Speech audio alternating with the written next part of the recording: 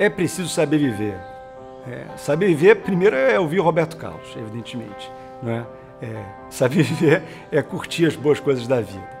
Mas, se você pensar um pouco mais profundamente, saber viver é respeitar aquilo que você acredita. Para isso, você vai ter que primeiro se entender, compreender as suas dificuldades, os seus acertos e conhecer a si mesmo, né, um conceito antigo e valiosíssimo, e respeitar isso.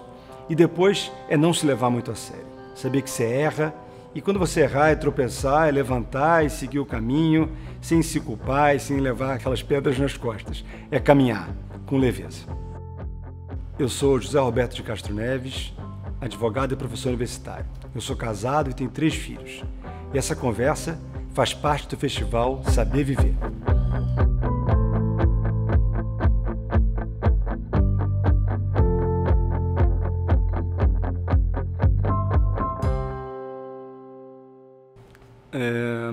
Na verdade, a gente vive um momento muito peculiar da história e é curioso que não seja apenas por causa da pandemia.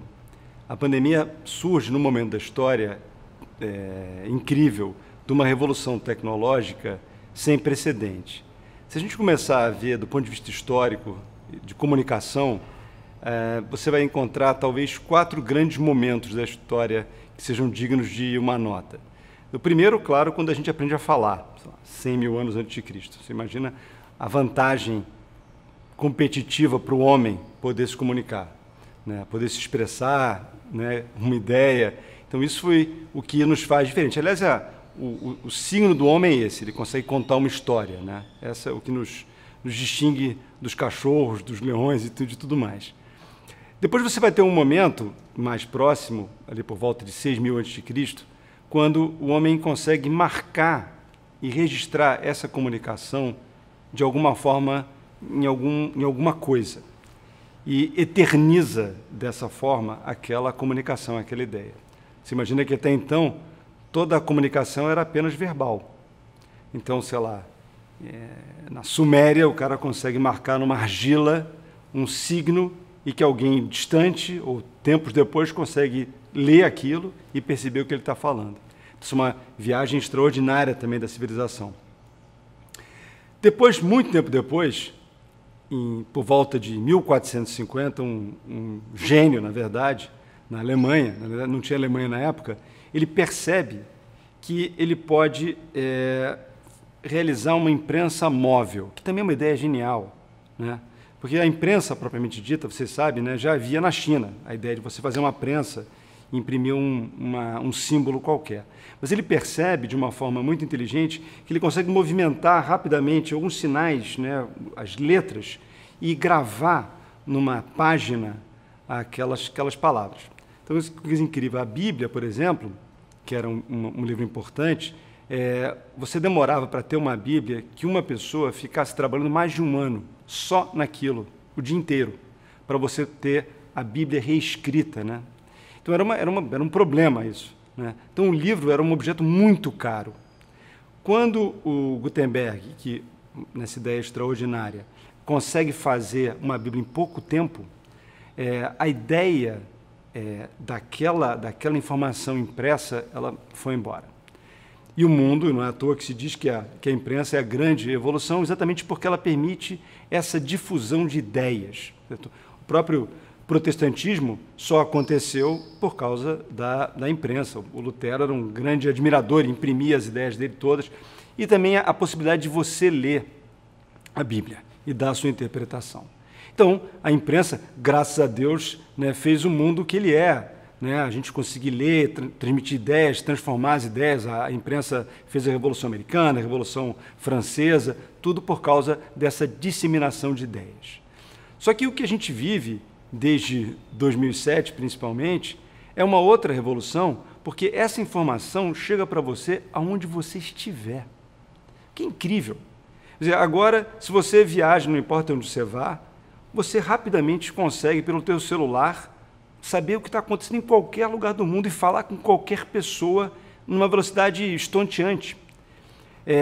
O mundo deixou de ter qualquer barreira. Isso é uma enorme revolução. É uma revolução que a gente ainda não tem dimensão do tamanho dela, né? Tem um tema que é uma questão importante, que é a revolução da informação, que é o que a gente vive hoje, que essa quantidade incrível de informação que a gente não consegue digerir. A gente falou da imprensa. A imprensa de uma certa forma, era um filtro, porque nem todo mundo conseguia imprimir um livro. Então, a sua ideia, enfim, para que ela pudesse ganhar esse espaço, alguém tinha que acreditar em você, achar que aquela ideia era interessante e daí publicar o seu livro. E você depois tinha que distribuir aquele livro e talvez aquele livro não chegasse nem fora da tua cidade. Hoje em dia, entretanto, as suas ideias, elas vão embora. Elas chegam em qualquer lugar do mundo. Elas são ecoadas pela internet. As maiores besteiras que alguém fala, ou as coisas mais brilhantes, têm o mesmo espaço, o que é incrível. E esse é o que nos suscita uma certa inteligência que a gente tem que desenvolver, que é de filtrar essa informação. Tem uma distinção muito relevante entre o que é cultura e o que é informação. E é uma distinção que o homem contemporâneo tem que estar muito atento. Informação é tudo que a gente recebe, qualquer coisa é informação. O resultado do jogo, se vai chover amanhã, se nasceu um pinguim no zoológico do Alasca, qualquer coisa. Tudo isso é informação. E a gente tem isso na hora. Mas isso não tem nenhum valor em 2 dias mais. Não tem nenhum valor. Isso foi embora. Cultura, diferentemente, embora também seja uma informação, é uma informação que chega com uma carga valorativa. Então, são coisas que terão importância no tempo. Aquela história do como é que você sabe se um livro é um clássico? Bom, clássico é o que resiste ao tempo. Então, a Bíblia, que a gente já falou aqui, tem um maná de valores, isso é muito importante. Isso vai ter valor daqui a pouco. Vai ensinar, por exemplo, o que é bonito, o que é ruim, o Dante, o Shakespeare, o Machado de Assis, o Guimarães Rosa, Dostoiévski. Então, você vai encontrar um montão de informações que têm uma carga valorativa. E essa carga valorativa, ao fim, é o que vai te ensinar a distinguir o que é certo e o que é errado, o que é bom e o que é ruim, o que é feio e o que é bonito, até o que é rude e o que é elegante. Tem gente que diz, gosto não se discute. Isso é uma maior bobagem. Claro que gosto se discute. Tem coisa que é feia, tem coisa que não é bacana. E tem coisa que, ao contrário, vale a pena, é elegante, tem valor. Mas como é que você descobre isso? Como é que você chega a isso? Evidentemente, é pela cultura. É por esses valores que a sociedade considera bons. E eu acho que o grande desafio desse nosso mundo, das próximas gerações, vai ser receber essa quantidade alucinada de cultura, de informação, e conseguir distinguir o que é valioso nisso, e não ficar repetindo coisas que não têm nenhum interesse. E é interessante que a gente vive esse momento com essa enorme revolução quando a gente é obrigado a ficar em casa, a ficar confinado. Então, se a gente pensar do ponto de vista histórico, em 1918, no meio da Primeira Guerra Mundial, a gente teve a gripe espanhola, que é uma maldade a chamar de gripe espanhola, não sei se você sabe, mas a razão é curiosa, porque essa gripe ela estava no mundo inteiro, mas a Espanha não estava na guerra. Na Primeira Guerra Mundial, a Espanha ficou um pouco apartada. E portanto, ela contava os mortos daquela doença, daquela gripe. Ao contrário dos outros países, da França, que não contava, por exemplo, né? A Inglaterra também não contava. Então, ficou conhecido como gripe espanhola, não porque ela tenha sido originária da Espanha, mas simplesmente porque a Espanha falava a verdade. Né? Se bem que, às vezes, falar a verdade acaba te trazendo, enfim, embora a gente sempre deva falar a verdade, claro, mas acabou trazendo essa história curiosa para a gripe espanhola. Mas, enfim, foi uma desgraça. Lá atrás, em 1918, imagina, no meio da Primeira Guerra, naquele período, morreram 50 milhões de pessoas. Uma coisa desgraçada. Mas o mundo não mudou extraordinariamente depois dessa guerra. Na verdade, o mundo mudou muito mais depois da Segunda Guerra do que por conta da Primeira. Por uma série de razões, porque não era uma coisa cultural, talvez, era simplesmente o receio de uma doença, como a sociedade passou diversas vezes. Né? A gente falando ainda de desgraças que abateram a humanidade, a peste negra trouxe, claro, uma mudança muito grande para a história. E é uma coisa alvissareira, porque depois da peste, a gente teve a Renascença. O homem voltou atento a outros valores, né? a presença da morte, a possibilidade da doença, esse risco, essa certeza da nossa finitude, ela traz para a gente muita reflexão, né? Enfim, mas voltando, a pandemia agora, esse fenômeno da Covid-19, isso fez com que a gente ficasse em casa, obviamente, né? Quebrou um pouco a ideia, né, da perfeição, da invencibilidade humana, o que é bom, né? Humildade é uma qualidade muito importante da gente desenvolver sempre. E junto desse fenômeno da tecnologia. Então, isso permitiu que as pessoas trabalhassem de casa, né? A gente consegue tirar os nossos computadores, né, os nossos telefones celulares na pandemia, o fenômeno teria sido completamente diferente, teria sido uma outra história, né? No entanto, uma parte grande da população conseguiu trabalhar de casa. Eu sou advogado, eu sou professor universitário, minhas aulas continuaram na faculdade. Eu dei aula pela internet, como eu continuo dando agora. Uma enorme perda na minha avaliação, né, porque o contato humano é insubstituível, né? No mundo jurídico, os tribunais todos se adaptaram. Então, hoje você despacha com um julgador pela televisão, pelo computador, que não é nenhum problema. Você conversa com seus clientes, com seus colegas, tudo pela internet, né? E acredito que você não vai voltar jamais ao que era antes, por uma série de razões, né? A primeira delas talvez seja a questão prática da mobilidade. Isso foi um dos temas também muito importantes nessa pandemia. As pessoas perceberam, em função, claro, dessas maravilhas da tecnologia, que elas conseguem trabalhar de onde quer que elas estejam, se o trabalho, claro, for intelectual. E, muitas vezes, com um enorme ganho de tempo. O deslocamento é uma desgraça. Quem era vítima, né, refém de aeroporto, percebeu como a vida delas melhora sem isso. E muitas vezes esses encontros pessoais eram de fato desnecessários. Então essa situação fez com que que as pessoas pudessem perceber essa realidade na vida delas. Um aspecto interessante também que a gente visualizou nessa pandemia é que a história ela não se emociona com datas específicas. Na verdade, a história fala muito mais e se preocupa muito mais com eventos. Se você pensar quando o século XX começou, não foi, né, no dia 1º de janeiro de 1900, mas, claro, quando a gente teve a Primeira Guerra Mundial, um evento extraordinário, junto da gripe espanhola, que a gente já falou, mas ali sim a história deu um salto. Aliás, a história é interessante também você pensar que ela não se move de uma forma linear. A história ela dá uns solavancos, né? Enfim, às vezes, em um ano das nossas vidas mesmo, podem acontecer coisas que 10 anos não aconteceu, em um ano a tua vida mudou completamente. Então isso é uma coisa, enfim, uma das maravilhas de estar vivo e dessa experiência extraordinária. Mas o que aconteceu agora, a Covid e a revolução tecnológica, como a gente falou, esse conjunto, essa combustão, aí sim, eu acho que foi um evento histórico que marca a entrada do terceiro milênio.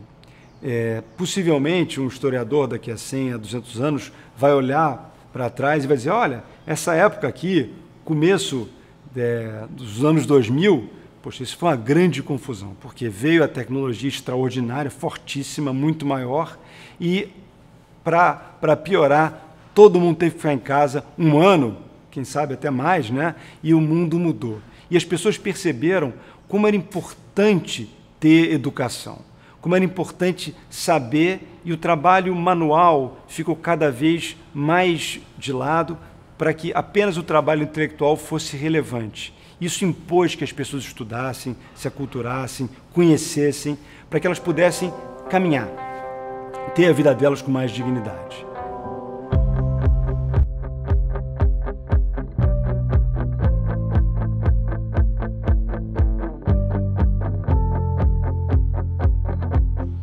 Essas nossas relações à distância, essas relações virtuais, têm algumas vantagens, né? A rapidez, você dispensa o deslocamento, não é? É muito mais rápido, mas ela tem um problema que eu acho que é insolúvel, que é o brilho dos olhos, que é você perceber pequenas coisas quando você conversa com alguém, não é? A bochecha fica um pouco mais vermelha, às vezes, um sorriso nervoso, um suor que cai, um jeito, um piscar de olho mais rápido. Isso é só o contato físico que traz, né? Essa relação, o riso sem graça, isso tudo, a distância da telinha nos afasta. Essa é uma incógnita. O que vai acontecer num mundo em que as pessoas se satisfaçam não tendo essa relação próxima, não é? Esse brilho dos olhos que eu tô me referindo, essa relação mais íntima, né? O contato físico, bom, nós brasileiros a gente adora se encostar, se abraçar, né? A gente faz parte da nossa cultura, né? A gente encontra às vezes um gringo e já vai dando um abraço e ele vem com aquela bolha, não é? Clássica, e a gente percebe ali essa grande diferença cultural. Isso vai fazer muita falta, abraçar os amigos, estar com as pessoas. E, de novo, eu não sou adivinho, mas a sociedade, acho que o Ocidente inteiro vai pagar essa conta desse distanciamento.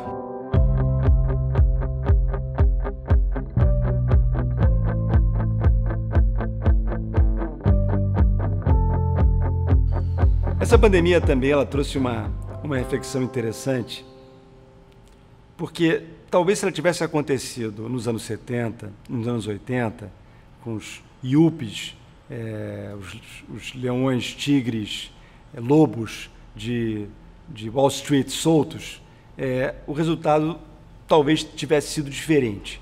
Eu acho que um mundo menos solidário, cada um se preocupado com si próprio, né? A gente ia ficar confinado nas nossas casas e o mundo ia passar. Mas com essa situação da tecnologia, que a gente já comentou, né? Com esse mundo mais preocupado, com esse caminho que a sociedade, que a civilização ocidental trilha hoje, por mais preocupação com o ser humano, mais atento ao próximo, o resultado foi diferente. E acho que houve uma solidariedade grande. Uma das coisas que mais me emocionou foi o tema da filantropia. O brasileiro, ele não é, por cultura, um filantropo. Para usar o modelo americano, que a gente conhece bem, o milionário americano, a primeira coisa que ele faz é fazer filantropia. Se ele não faz filantropia, ele não é aceito socialmente, porque ele ganhou muito dinheiro, ele tem que devolver um pouco para a Nós aqui no Brasil não temos essa cultura, não temos esse valor de ser generoso com o próximo, o que é uma pena. Durante a pandemia, entretanto, vários movimentos apareceram muito louváveis de ajudar quem estava com dificuldade. E o brasileiro tem que aprender isso, ele tem que desenvolver essa ideia de ajudar. Então, eu acho que neste momento agora, em que as pessoas estão mais conectadas, mais preocupadas com o que está acontecendo, mais atentas a isso, a pandemia trouxe essa ideia, trouxe esse valor de ajudar, o que é muito positivo.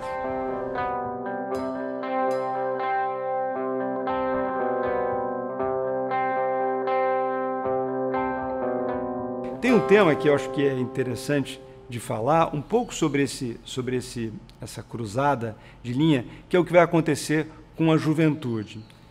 O trabalho profissional, ele vive muito de uma liturgia que, obviamente, não está nos manuais, que você não aprende nos livros, e que é de aprender vendo o sujeito mais velho, o profissional mais antigo trabalhar. No direito, por exemplo, na minha profissão, na advocacia, não é? O jovem estudante de direito, ele olha para o advogado mais velho e percebe como ele fala, e vê como ele trata com o cliente, como ele vai tratar com o juiz, e a partir dali ele vai formar seu próprio estilo. Algumas coisas ele vai concordar, outras ele vai discordar, mas é assim que ele vai se formar, né? Vai ver como o sujeito trabalha, e isso não está escrito em lugar nenhum. Eu tenho certeza que o médico também, né? O médico vai lá ver como é que o outro médico trata o cliente, até onde ele pode ir, e a partir daí ele forma a sua história. Esse momento que a gente está vendo tem uma ruptura muito grande disso, dessa passagem de experiência pelo convívio.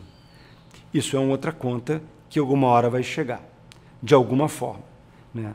Como o jovem aprendiz, né, que obviamente vê o seu mestre e vê como ele age, ele pelo computador, ele não consegue perceber isso, essa nuance. Então, esse vai ser também uma ruptura que eu acho nociva dessa forma. Eu acho que isso é ruim. A gente vai ter que suprir isso sob pena de perder esse elo, esse caminho. Tem uma palavra em direito muito bonita, que é a tradição. Tradição é uma palavra que eu não sei se você sabe, mas ela tem uma origem etimológica jurídica. Os romanos chamavam de traditio. E a tradição é a entrega da coisa. Quando você vende um bem, você entregava, aquela entrega chamava traditio, a tradição, né? E a tradição, de fato, é essa entrega. Quando a gente fala de tradição, para um leigo, ele vai dizer, pô, o que é a tradição? É a entrega da cultura de geração em geração. Você está entregando a cultura. O que diz a tradição? A tradição nada mais é do que esses valores, esses conceitos todos que são levados de geração em geração. Essa tradição, que nesse momento agora, com esse distanciamento, e se isso se manter, é que a gente vai ter uma quebra desse elo. E o que vai acontecer, eu não sei, mas não é bom. Não me parece que seja uma coisa boa, porque, de novo, e essa talvez seja, do ponto de vista macro, o grande desafio da sociedade hoje, né?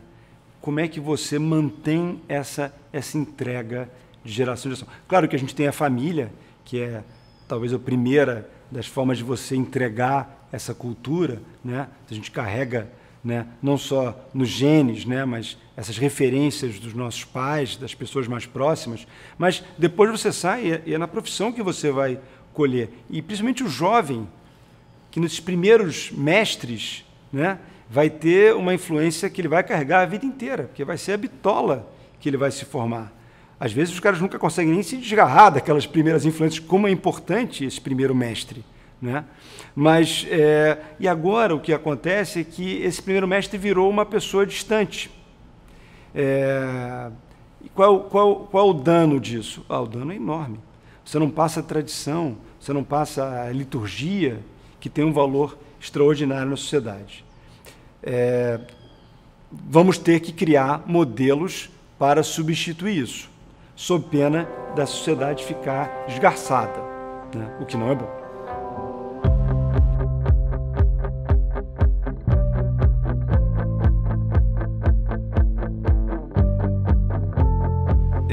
Para explicar o fenômeno jurídico, o que vai acontecer, talvez valha a pena a gente analisar o que ocorreu nesse caminho um pouco antes. O mundo jurídico e o mundo como um todo sofreu um grande baque com a Segunda Guerra Mundial.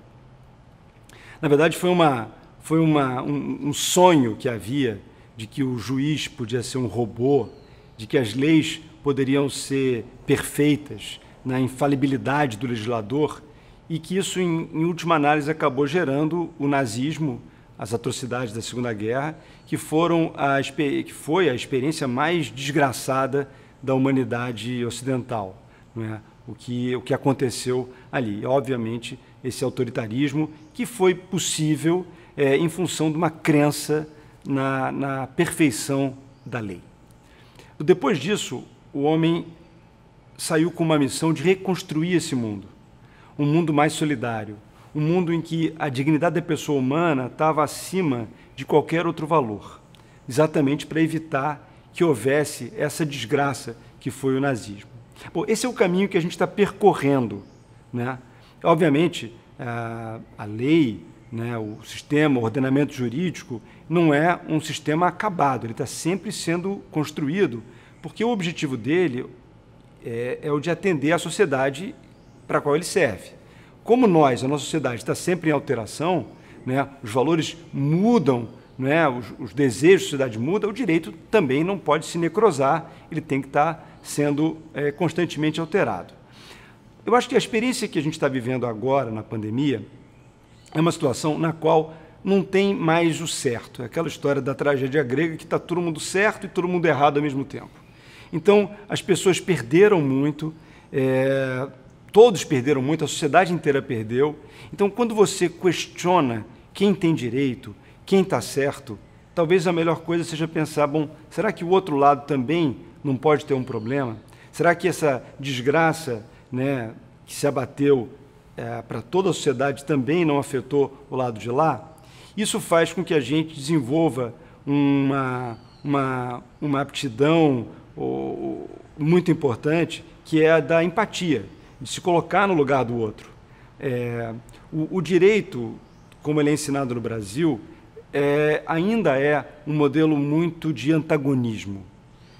Na faculdade, você ensina como litigar com outra pessoa, como fazer valer o seu direito. Mas esse, certamente, não é a melhor forma de solucionar os problemas sociais. Não há dúvida que o melhor caminho é o da conversa, o de se colocar no lugar do próximo, o de ouvir o que o outro lado tem a dizer com a mente aberta, para daí poder chegar a uma solução melhor, uma solução socialmente aceita. Até porque, muitas vezes, se você litiga, ao fim tem uma decisão qualquer e a parte não se convence, ela se rebela, não é? Ao contrário, quando ela chega a uma composição, aí sim é um apaziguamento social verdadeiro, porque ela percebeu que era melhor ceder para, a partir daí, ter a paz de cabeça, a paz espiritual, a paz econômica dela, a segurança, que é dos propósitos do direito. Então, do ponto de vista espiritual, digamos assim, grandes conceitos, o direito, nesse momento agora, pode ter uma oportunidade de mudar um pouco e perceber que esse espírito de litígio, ele não constrói uma sociedade como a gente quer.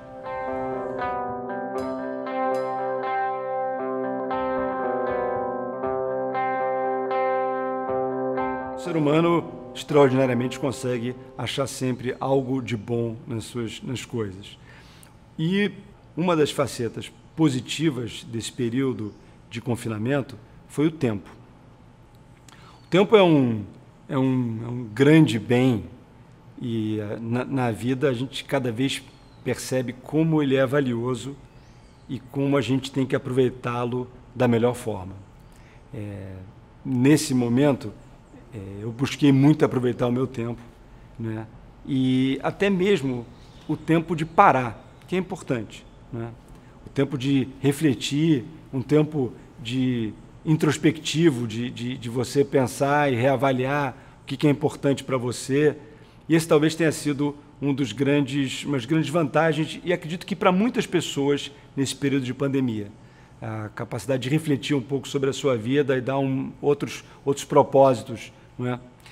E nesse momento eu acabava conversando muito com os amigos, e eu tenho amigos de variados ramos, de variadas ocupações, e cada um me dizia o que estava pensando.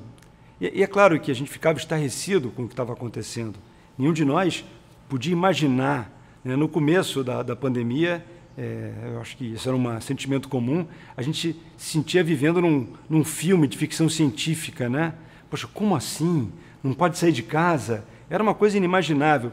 Tudo fruto da arrogância nossa de achar que nós somos invencíveis. Mas, enfim, nós não somos invencíveis.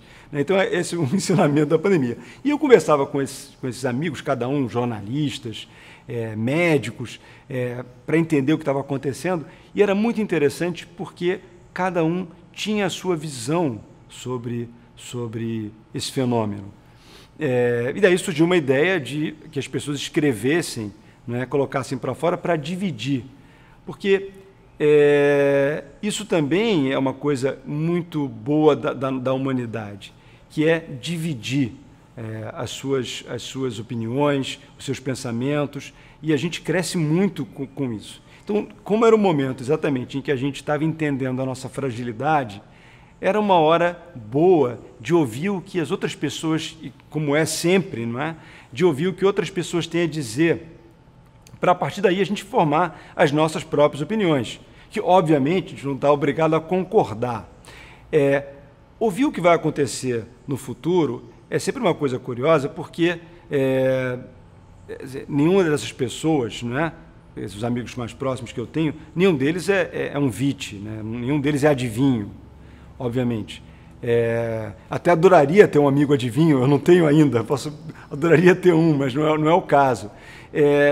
E o futuro, obviamente, a gente não sabe o que vai acontecer. O futuro, aliás, isso é uma das coisas, se a gente pensar e refletir, mais extraordinárias da nossa existência, é exatamente desconhecer o futuro e ter a certeza, por outro lado, que eu acredito que a gente constrói esse futuro, né?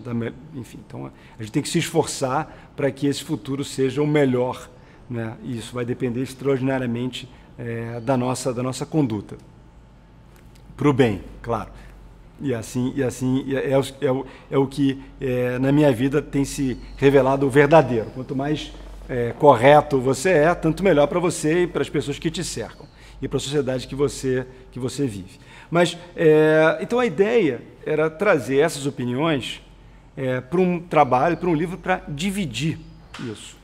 E acabou sendo uma experiência maravilhosa, porque eu tive essa sorte de ouvir opiniões de pessoas com muito gabarito, com muita experiência no ramo em que elas atuam.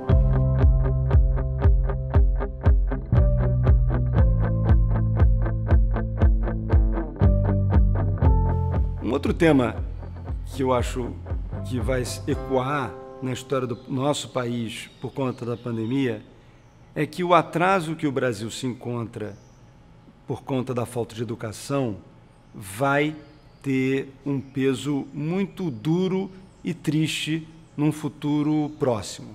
É claro que no futuro distante, é importante dizer isso desde já, eu sou um otimista, porque o Brasil é um país extraordinário, os brasileiros são um povo forte e extremamente valoroso. Mas, num curto espaço de tempo, essa nossa falta de educação, e educação aqui no sentido amplo da palavra, né, a falta de instrução, a dificuldade que as pessoas têm de ir ao colégio, de ingressar numa faculdade, isso vai fazer muita falta. Esse distanciamento, ele é muito bom para quem tem um trabalho intelectual. Para quem não tem esse estudo, esse distanciamento ele é letal. E essas pessoas vão sofrer muito. E o Brasil vai sofrer muito, a nossa sociedade vai sofrer muito. Então, a importância da educação vai se revelar fundamental agora.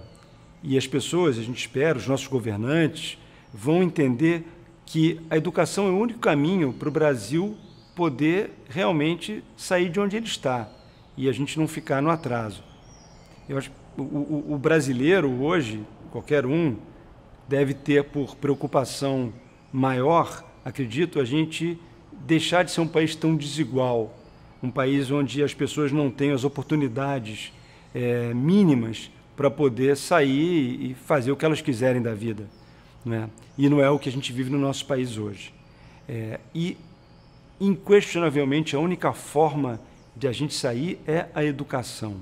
Você imagina que essas informações todas que chegam pelos celulares, tablets, nas pessoas sem cultura, sem poder discernir o que é certo e o que é errado, isso é uma arma letal. A gente tem que dar para as pessoas valores, e aqui eu não estou falando de doutrinar as pessoas para um lado ou para o outro, não. Na verdade, é informação valorativa para que elas, claro, estabeleçam seus próprios padrões, o que elas consideram que é correto e o que é errado, mas pelo menos de uma fonte que diga o que é bom, não é? É aquela história, você não precisa ser cristão para ler a Bíblia e ver que ali é um maná de coisas boas, não é? Enfim, Ou não precisa acreditar que o diabo existe e você vai ler Dante e vai perceber a inteligência, a sensibilidade do que está escrito ali, dos valores que aquela mensagem carrega. Mas isso é importante chegar para as pessoas, né? E esse, eu não tenho nenhuma dúvida, é o único caminho que a gente vai ter para fazer um país com pessoas mais participativas, com mais espírito crítico e salvar mesmo um país que está muito atrasado nisso. E a pandemia vai tornar, infelizmente, essa verdade mais crua. Ela vai mostrar isso de uma forma mais evidente. E, enfim, e por isso talvez ela seja positiva, não no momento imediato, mas no momento futuro, porque é mais uma razão para a gente despertar da importância da educação.